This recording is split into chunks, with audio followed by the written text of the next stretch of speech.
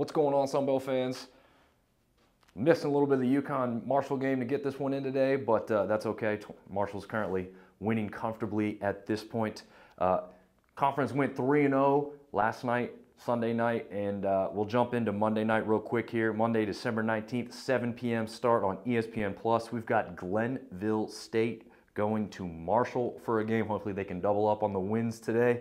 I don't see much of a contest here. Marshall takes care of a pretty good Toledo team, 100-85 last time out.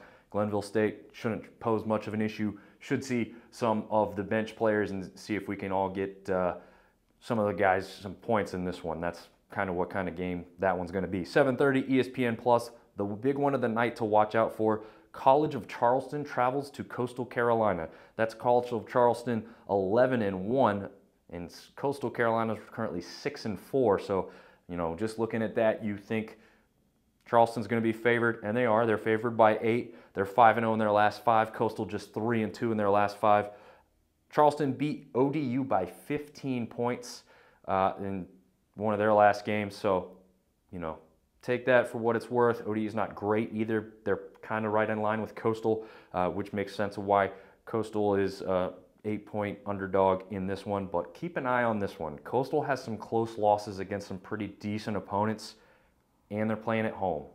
Could this one be an upset for the Sun Belt tonight? Hopefully, we'll find out if that's going to happen. You're going to have Brown and Mustafa definitely have some really good games shooting and defending on those sides of the court.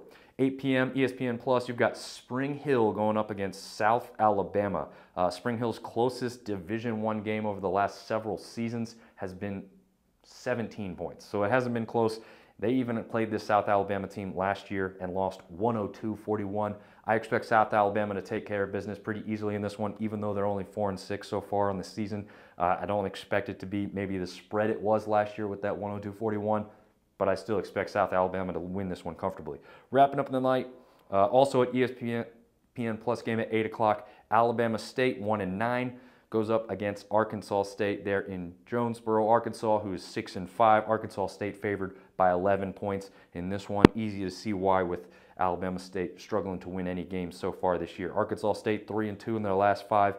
Question here is Farrington back? Because that's going to favor Arkansas State even further. If not, I still expect them to win this game.